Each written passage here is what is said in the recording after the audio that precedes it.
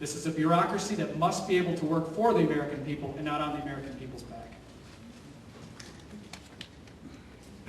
We have in this country right now a porous border. We have in this country leaders who failed their constituents. We've got failure in leadership across the board, but there's one individual in this country, an opinion poll after opinion poll, who's not failed the American people, and that's American soldier, sailor, airman, and Marine.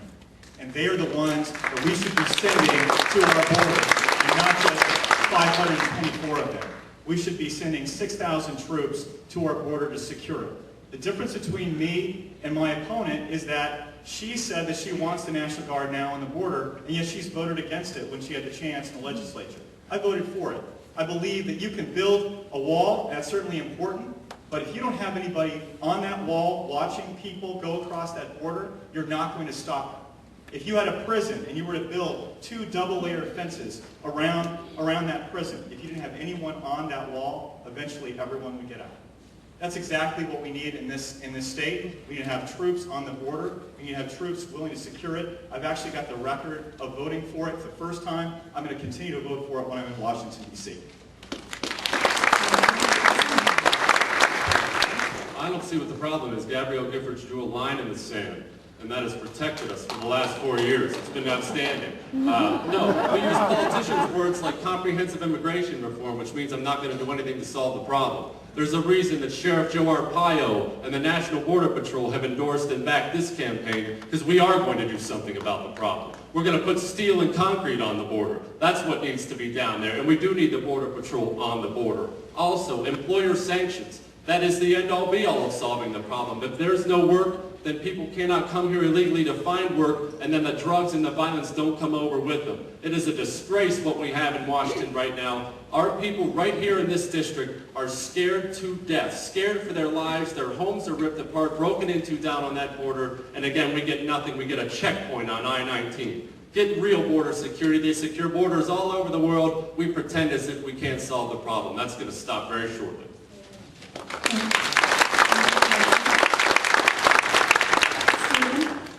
What steps do you think are necessary to stimulate the economy? Number 1, cut back on taxation. Number 2, balance the budget. At all costs, we have to balance the budget. We cannot do deficit spending. To balance the budget, we have to make some hard decisions about what we're going to pay for. And we have to cut back on the spending in Iraq and Afghanistan. To my knowledge, I've seen no justification for why we're there. If we're going to be there, we have to have an exit strategy, and we have to stick to that exit strategy. Otherwise, we pull out. Thank you. Brian? I don't believe that you can separate fiscal conservatism from conservatism. Every dollar that the government takes from you is chipping away at your liberty and your property. Therefore, the two go hand in hand. That's why always, every solution must be a cost-benefit analysis and looking at the efficiency of the solution proposed, and also looking at the freedoms that we must protect of Americans.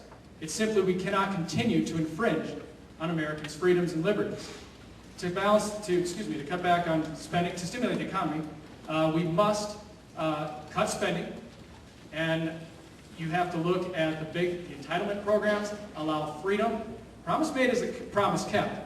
Those people on these entitlement programs must be allowed to take what's due them, but I believe that we ought to offer future generations the freedom, the choice to opt out if they want. I'm the only proponent of the fair tax. That would be the biggest transfer of power from the federal government to the people in the history of our republic. It would stimulate the economy, put our economy on rocket fuel, and I encourage you to learn more at fairtax.org. I'm also a proponent of a balanced budget amendment. Thank you. Donovan? Prescription for success in the economy has never changed. You cut spending, you lower taxes, you reduce regulations. That has never changed in the history of this country. It's not going to change, and that's what's going to bring the American economy back to health again. Thank you, Donovan.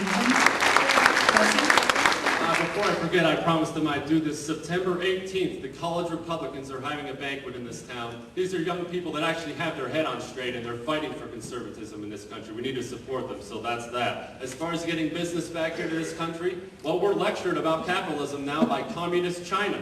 We're lectured about being tough on terror by the French. Look at what we've done in this nation. We need to invite business back home. We let the Sierra Club run our environmental sector, our energy sector, instead of throwing them out. Taxes, regulations, capital gains taxes, all these things are increasing right now. It's going the exact wrong way. We need a 10% flat tax for every American in this country. If 10% is good enough for Jesus, it's good enough for the federal government. They'll find a way to make it better. $12 trillion in foreign investment sitting outside of this country right now that simply will not come in because we're increasing capital gains taxes as well. Also, second highest corporate tax rate in the world. That's an embarrassment. And short, get the government out of the way and let 300 million Americans do what they do best, and that's capitalism.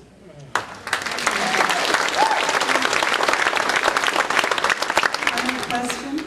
Does the federal government have the sole and exclusive authority to enforce immigration law? Stephen? The federal government has the authority to enforce border security. Sole authority is the question. Sole authority. Sole authority. Yeah. Does the federal government have the sole and exclusive authority to enforce immigration law? What is your position?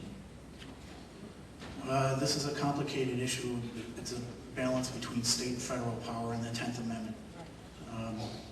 The states have the right to enforce their own border with the help of the federal government. But the federal government's constitutional job is to defend the borders and to repel invasions. That's in the Constitution. Thank you. Ryan, where do you stand on that statement or question? Okay, from a constitutional perspective, the federal government is given the authority to, as Steve said, repel invasions. Article 4, Section 4 clearly states that. Now the question is, when the federal government doesn't do its job, as it has failed to do, who has the authority? Well, where does the authority to the federal government come from? It comes from the states. Therefore, when the federal government fails to do its job, it is absolutely within the authority of the state to enforce any law that they deem necessary.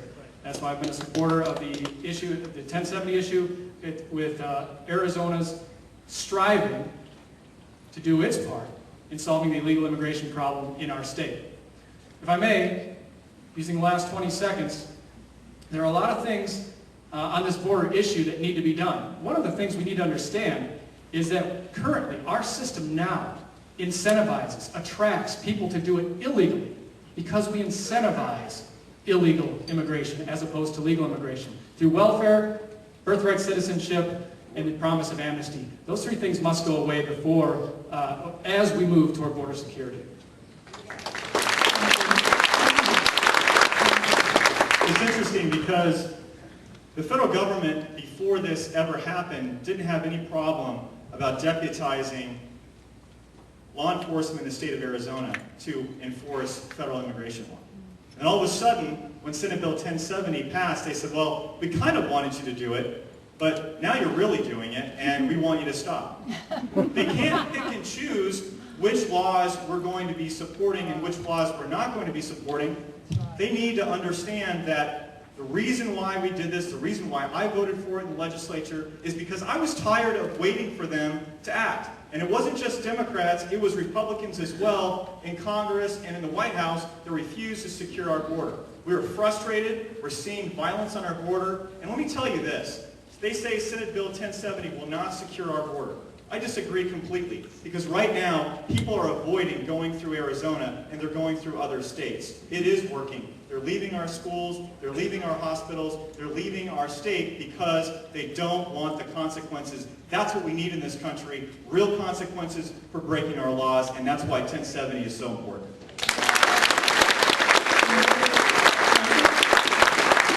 No, the federal government does not have sole authority to do so, and 1070 was a great law, and I hope every state in the union passes the exact same law. They should stand up.